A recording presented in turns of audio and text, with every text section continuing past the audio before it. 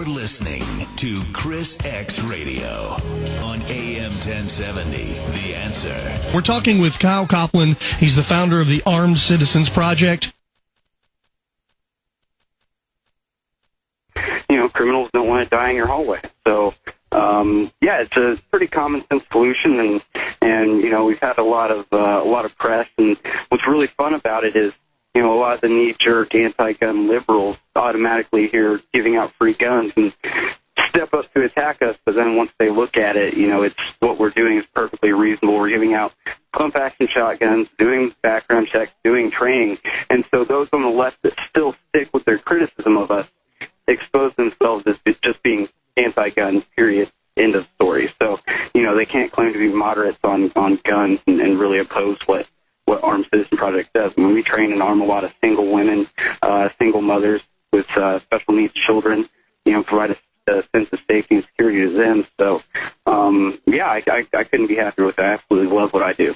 Yeah, this is interesting because you're right. A lot of people freak out. Of course, the people that freak out tend to be those anti-gun types. You're doing something that I think a lot of people don't understand. And one of the things is you're arming people. You're not just taking guns and giving them to people. You're training them to not only use the weapon, but to exercise their Second Amendment. And you're not, and from what I've seen, you're not just doing this just everywhere. You're doing it in areas where there's a higher crime rate, where people could potentially be victims. And you're teaching them how to be not only responsible with firearms, but how to use them properly. Yeah, absolutely. Our training, I say it's threefold. It's legal, safety, and tactical. So legal is what are your rights and responsibilities under the law that pertains to your firearm. You know, when we teach a class in other states, you know, we tailor it by state, but here, you know, we go over Castle Doctrine and all of that, and over the Texas laws. And then we go over the safety aspects, the basic rules of firearm safety, how to prevent accidents, and then tactical. We put them one-on-one with an instructor with the shotgun in their hands. We go over loading, what firing on the range, what to do, kind of coming up with a safety plan if you do have an intruder. And at the end of all of that, once the person's completed it, it's the shotgun's theirs. They fill out the 4473, do the background check, and we've created a new gun owner. And what's really cool is we consider that we're arming folks with a gateway gun. There's a lot of people that we've armed with a pump-action shotgun who have come back to me and said, hey, you know what, I've now bought my handgun, or I've signed up for a CHL.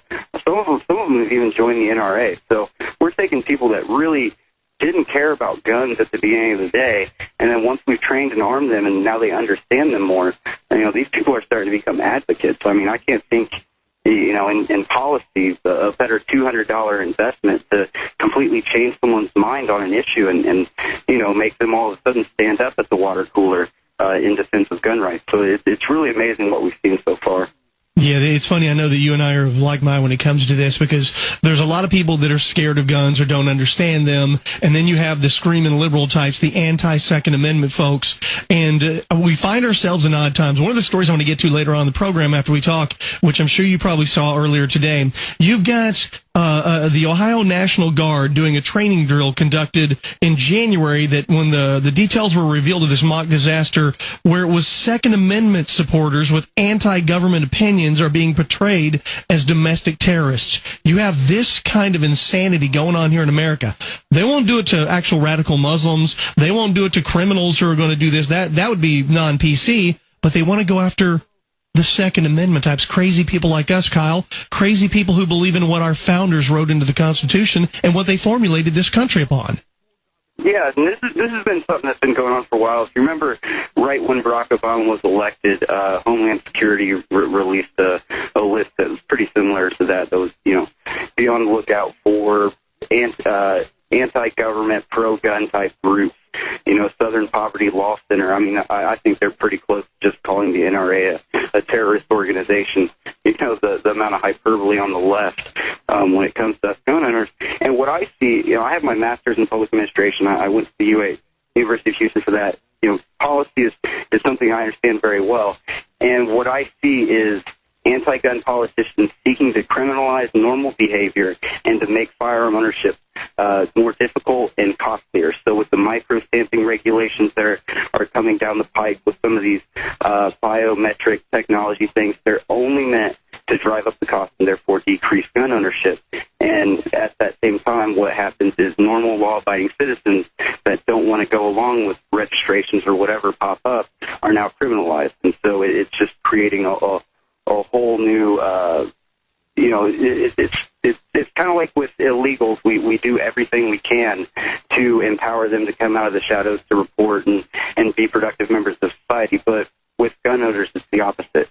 In New York, you're treated like a pedophile. You have to fingerprint and pay a $300 fee just to own a shotgun, and they can deny you for any reason at all.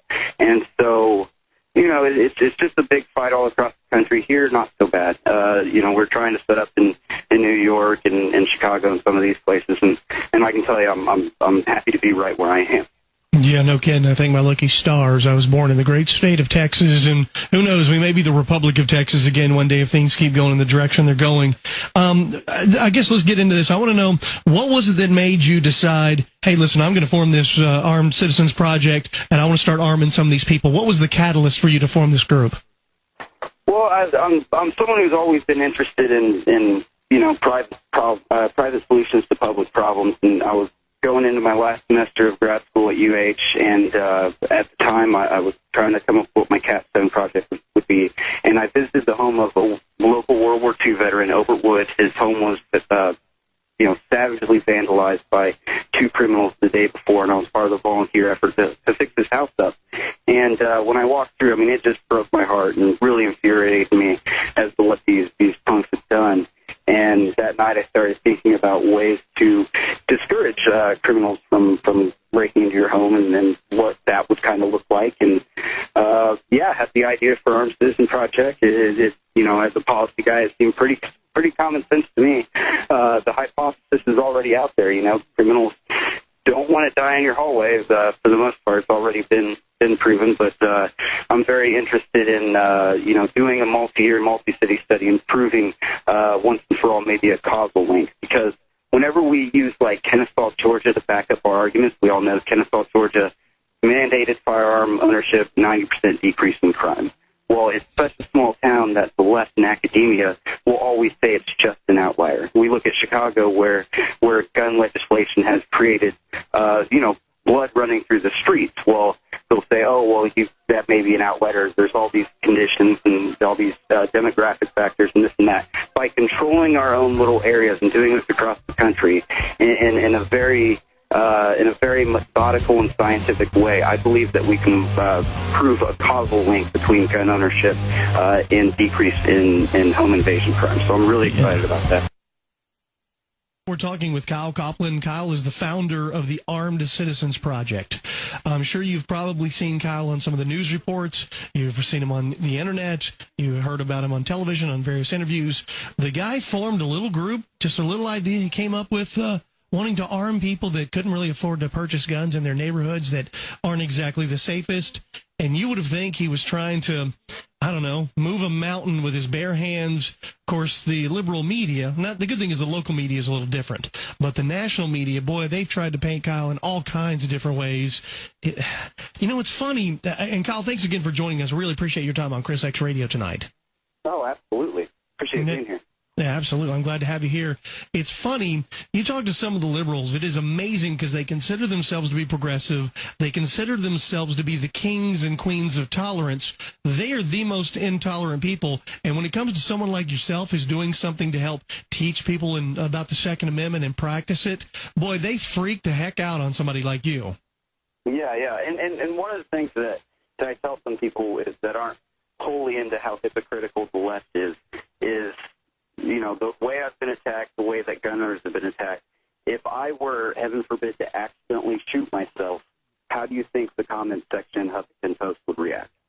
Oh, my God. Yeah, you're right. Now with Twitter, same way. Yeah, exactly. And so, they're vitriolic, they're full of hate, and all you can do is laugh in their face. I mean, when Current TV was still a channel owned by Al Gore, I used to love going on that network. They invite us on, and it was really funny. It was first time I went on was 2 weeks after they had sold to Al Jazeera. So welcome me on, I gave them a nice little salam alaikum, and proceeded to call their audience a bunch of bunch of 40-year-olds living in their mom's basement eating cat food. So, but that's the extreme. That's the current TV, the NBCs and the ABCs of the world. You have to, you can't be that brazen with them.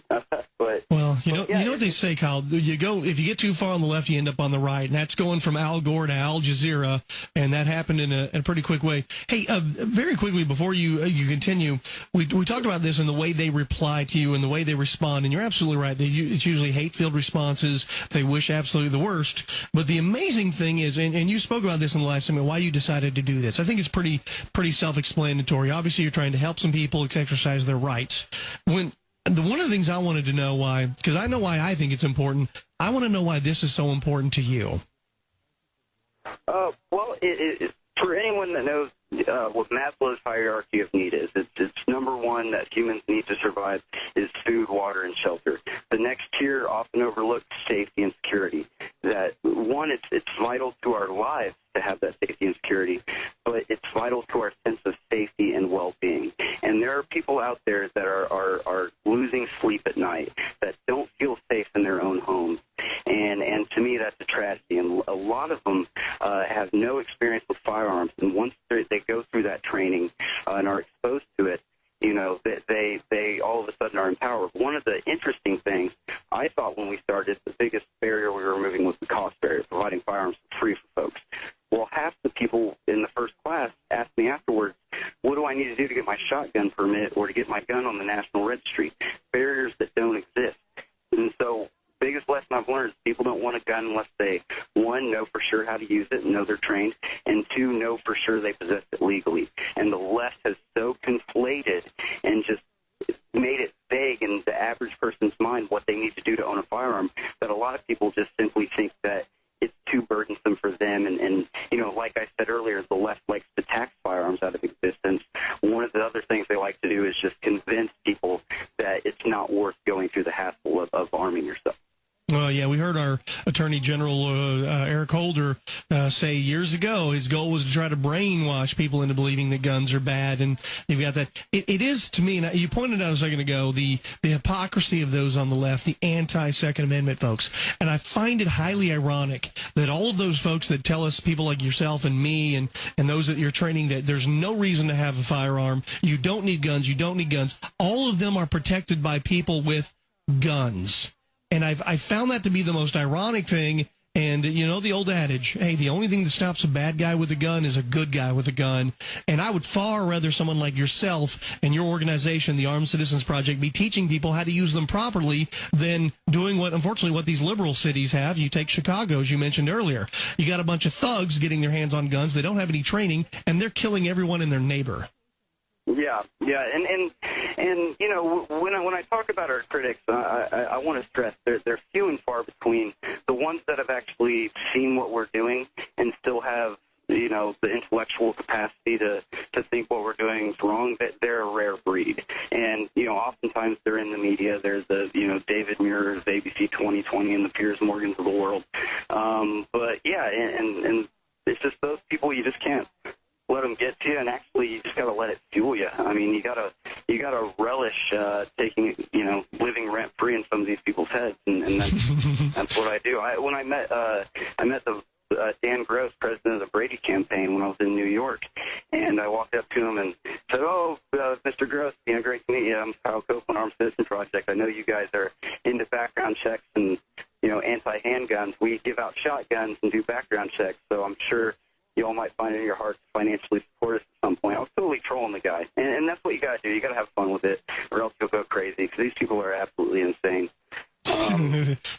It's, by the way, speaking of insane, if I'm not mistaken, we're talking with Kyle Coplen. He's the founder of the Armed Citizens Project. If you want more information, you can check out armedcitizenproject.org.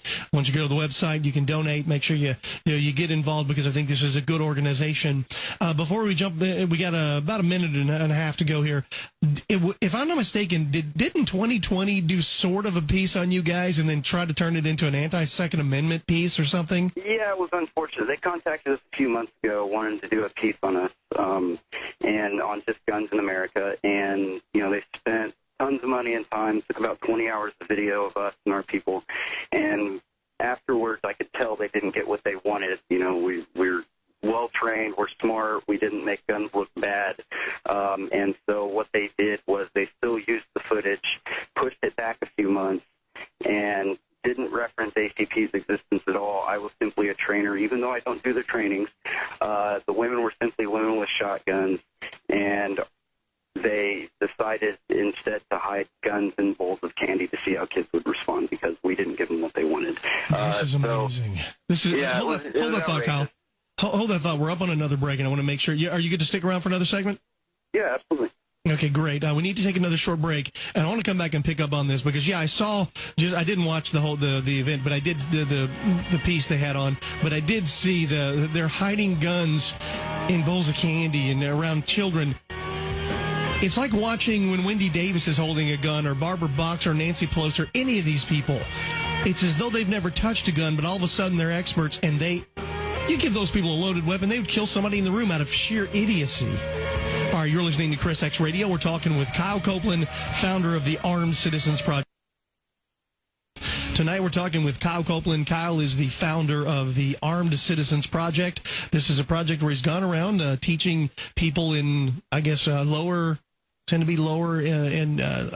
class areas, and I don't mean that in a derogatory term. Lower income areas, I should say it. He's teaching them higher crime areas, teaching them how to use a shotgun and how to protect themselves, and getting these people a shotgun. This is a pretty neat organization. I like what they're doing. When I first heard it, I said, I got to hear more about this organization. Well, then the more I learned about it, it's been going on for well over a year now that I know of. And it's funny because you would think something like this, obviously in Texas, is accepted. In other states, well, they're maybe not as, we'll say, progressive as Texas. I love to use the words that the left hijacks. Kyle, thank you so much for sticking around with us this evening. I really appreciate your time on ChrisXradio. Oh, yeah, no, appreciate it. Thank you. Yeah, I'm happy to have you on the show. I want to get back to some of the things we were talking about with this project. You explained why it was important that you did this and what made you decide to do it. Here's the funny thing. We know the gun control folks go crazy out there, and they're all about control. Is there any gun control measures at all that you would ever support? I can't think of a gun control measure out there that is compatible with the Second Amendment, so I'd say no. Okay, yeah, you make a good point. I mean, if we're talking about on the state level banning aircraft carriers and atomic bombs and whatever that's usually something the left likes to bring up. But I mean, how many people realistically are going out there and doing that kind of thing? So no, I don't see any real firearm policy. As a policy analyst myself, there's no policy that I've seen out there that's actually going to fix any problem. If you look at the Manchin-Toomey bill, they just wanted to say they were doing something. Just from a policy standpoint, that would have absolutely done nothing to solve the problem, criminalized millions of Americans, just doing otherwise normal behavior, and it would have made it seem like the problem's fixed. When we pass bad legislation, people tend to say, oh, the problem's solved, let's move down the road. Well, there are things that can be done, with our background check system, with the NICS system. There can be better cooperation between federal, state, and local authorities. A lot of gun dealers are in favor of such moves, but I'm not in favor of anything that personally restricts someone's right to keep and bear arms, obviously. Yeah, and as we look at this, it's interesting because I'll watch. You mentioned Piers Morgan earlier, and some of these people that are just so anti-gun. But I get one of the things that they don't like to look at is the facts, the actual statistics of areas where gun ownership is legal and where people are allowed to have guns and protect their neighborhoods and their homes and their vehicles. Crime is so much lower in those areas than it is in the other areas where guns are prohibited. Yet gun violence in the prohibited areas usually skyrockets. I mean, you mentioned Chicago, and that's on any given weekend in Chicago, you can get between 20 and 40 people being murdered with guns, or at least being shot. And you look at, say, a city like Houston, or these other areas where gun carrying people carrying their guns with them everywhere is far lower. And I think it's funny to watch these people come to their conclusions without using any facts. Yeah, absolutely. And if we remove, Glenn Beck talks about this pretty well. If we remove the high gun crime cities that are the most anti-gun, the New Yorks and the Chicagos, the DCs, the Philadelphias from the equation, they always like to say America has, number one gun violence in the world. Well, you remove those cities and all of a sudden we're about even with the rest of the industrialized world. It's those cities that are kind of mucking everything up by enacting strict gun control and making it to where folks can't defend themselves. When I was in New York for a CNN interview, I was across the street from Central Park, and I asked my cab driver, hey, can I go walk around in there? It was nighttime. He said, absolutely not. There's not a park in Houston, in Texas, that I don't feel safe to walk through at night, because I know that I'm able to carry, and I know that everyone else knows that I'm able to carry. In any park in New York City, their two guys trump your one guy with no gun, no matter what they have. And so it's really victimizing the victim is what these laws do.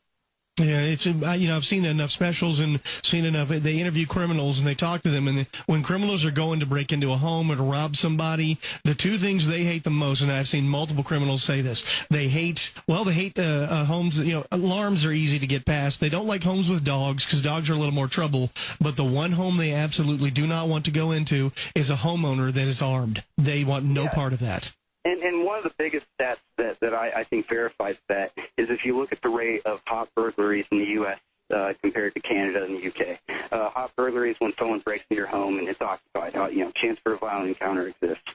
In the United States, 15% of all burglaries are hot burglaries. In the UK and Canada, that number is 45%. Criminals almost do not even care whether or not you're home. And it's because they are brazen, they're fearless. And I'm fortunate we don't have that issue here in Texas, but we do in some other parts of the United States, unfortunately. Yeah, we're talking with Kyle Coplen. Kyle is the founder of the Armed Citizens Project. And if you want more information, make sure you hit the website, armedcitizenproject.org, armedcitizenproject.org. You can go there. You can donate. I want you to help support Kyle with what he's doing. And we're talking about the different areas. Where exactly do you focus most of your efforts, Kyle? So in Houston, we've armed one neighborhood so far, and we're going to be doing a couple more within a few miles. We're scouting out what other major region of Houston we're going to move to next, though.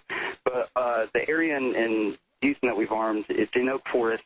We picked an area that has 400 homes. They had 107 home invasions last year. So we offered every resident within that area. They can pass the background check, pass our training. They get a free pump-action shotgun for home defense. Once we armed enough, which 50 was our statistically significant trigger in that neighborhood, that's what we consider that neighborhood fully armed. So, and we're spreading into Indiana, New York, Florida's coming online beautifully. We're going to be in about 4 cities there this year.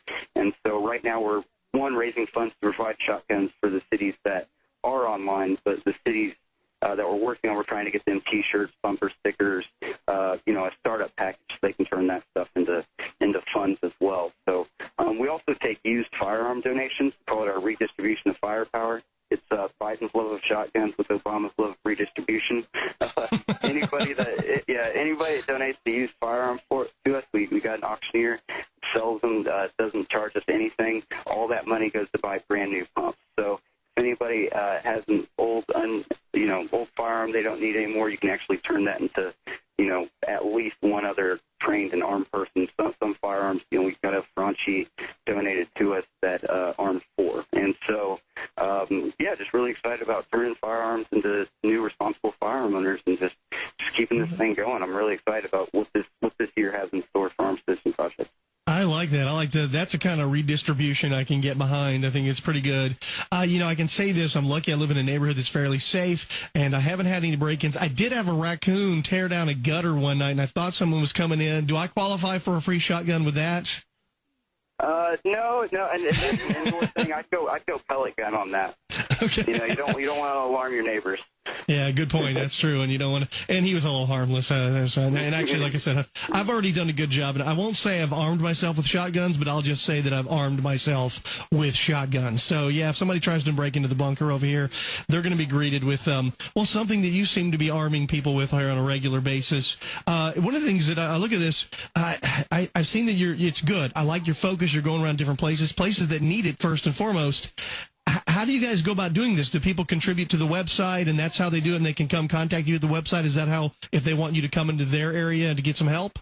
Yeah, absolutely. Everything's through the website. If folks want to volunteer, contribute, that's where they do it.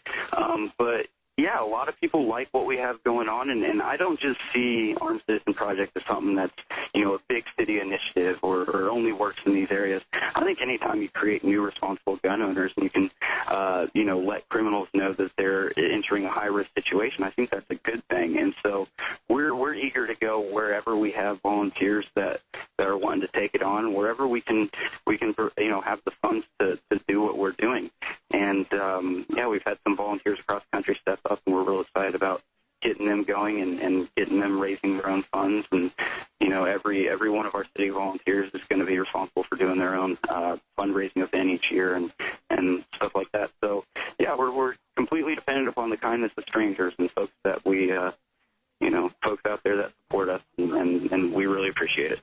Well, we're in the South, and we're in Texas, which is one of the most hospitable places in the country. Kyle, hang on for me for one last segment. I want to tell everybody we're talking with Kyle Coplen. Kyle is the founder of the Armed Citizens Project. The website he was speaking of, armedcitizenproject.org. You can look it up online and find it, armedcitizenproject.org. You can donate, you can contribute, you can come through and help volunteer. You got old guns, you can help turn them in. They can turn them into new guns to help them. So this is something that is going on to help not only promote but educate people about the Second Amendment and have safer neighborhoods. The only people in the world that are against safer neighborhoods are liberals out of sheer idiocy. You're listening to Chris X Radio. We're going to come back and talk a little bit more with Kyle Coplen. Don't go away.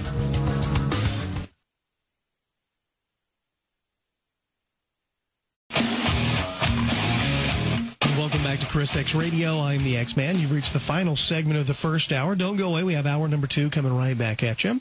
We're joined by Kyle Coplen. Kyle is the founder of the Armed Citizens Project. So I'm glad he's been able to stick around the entire first hour, which is very cool. Very quickly, before we run out of time here, I want to make sure I mention my Twitter. Follow me on Twitter at ChrisXradio, at ChrisXradio. Remember the website, ChrisXradio.com. If you missed any of the information here, go to ChrisXradio.com, go to the contact page, shoot me an email. I'll make sure I get it to Kyle if you're interested and can't find him. Kyle's easy to find online. Just check out armedcitizenproject.org. armedcitizenproject.org. Hope if you want to get involved, if you're interested in preserving the Second Amendment and making sure that we have safe homes, well, you know what? I think you might ought to check it out. armedcitizenproject.org. All right, Kyle, thanks again for sticking around. I appreciate you staying for the entire first hour. It's been a pleasure having you on the program. Absolutely, and thank you for the support and for the platform. I really appreciate it. Yeah, absolutely. It's my pleasure as well. I guess let's wrap up here. This is a short segment, so I want to make sure we get a few things in. I guess, ultimately, what are your goals with Armed Citizens Project?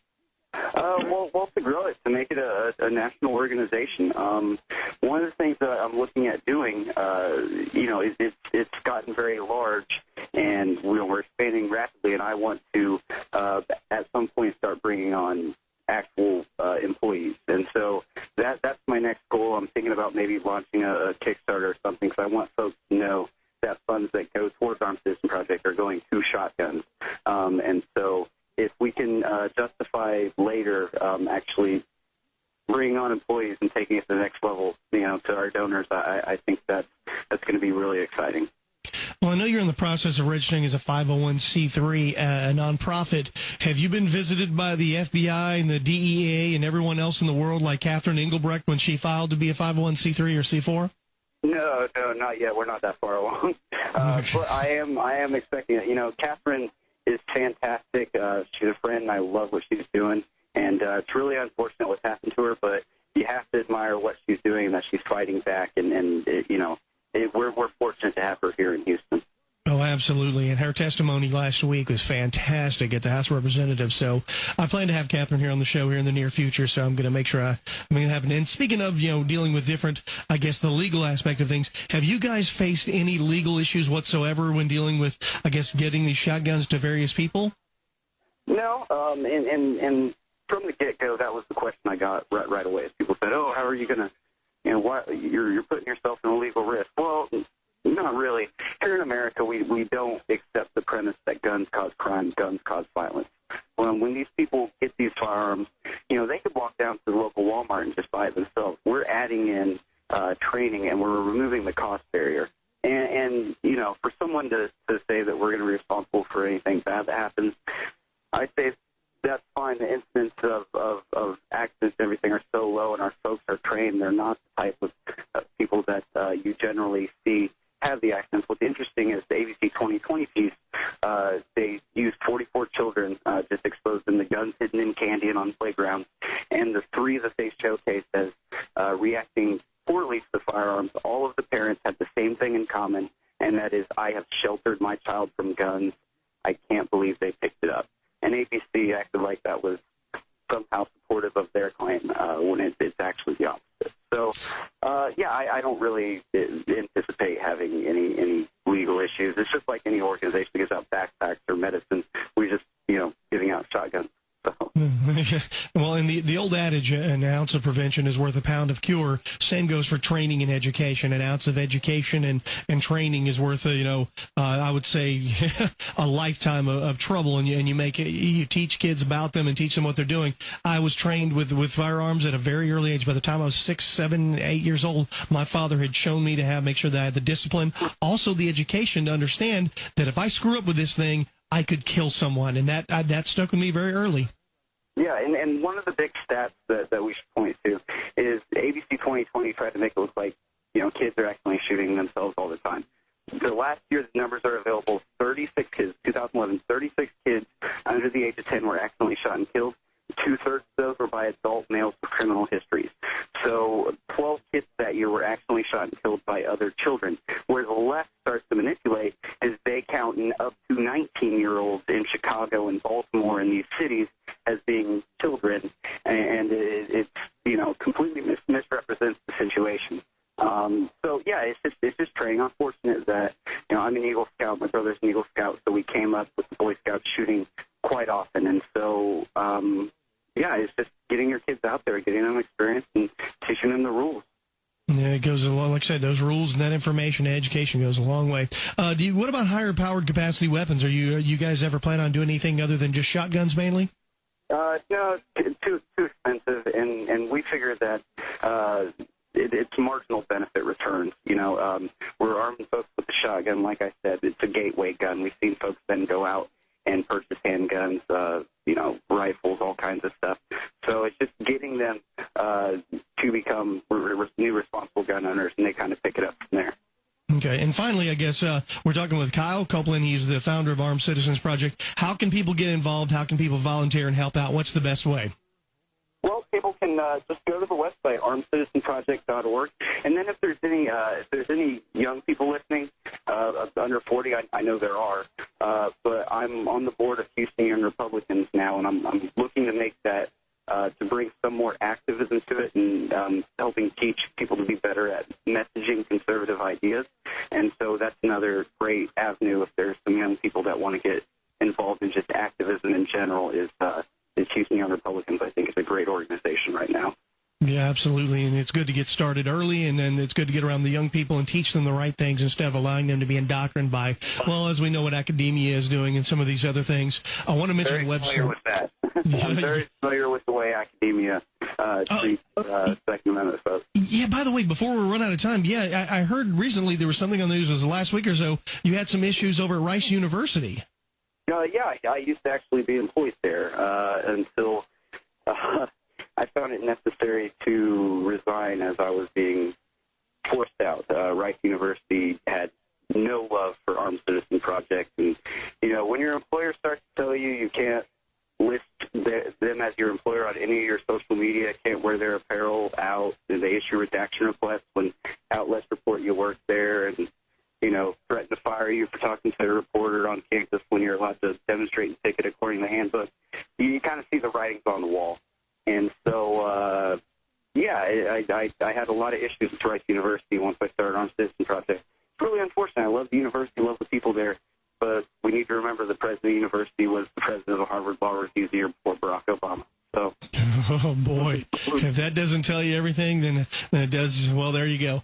Kyle Coplen, thank you so much for your time. I appreciate it. I want everybody to know if to find out more information, armedcitizenproject.org. armedcitizenproject.org. You can volunteer, you can donate, and you can get all the information, everything we were talking about. You can find a lot of it right there at the website, armedcitizenproject.org. Kyle, thank you for being here tonight. I really appreciate your time. All right, thanks a lot, Chris. All right, and definitely keep us posted here in the future as things are coming up. Anything you want to get a little exposure you want to talk about, make sure we talk about on the radio so everyone gets a chance to hear it. Feel free to let me know. Just call me or let us know. We'll get you here on Chris X Radio and spread the word as best we can. Once again, Kyle Coplen, the Armed Citizens Project, the website armedcitizenproject.org. It's a good organization. They're doing a lot of good things. I encourage you to at the very least check them out. You may learn a thing or two. You're listening to Chris X Radio. Hour number 2 is coming right back at you. This is AM 1070 The Answer. 1070theanswer.com. On the NASDAQ at SALM. KNTH Houston, a division of Salem Communications. AM 1070 The Answer.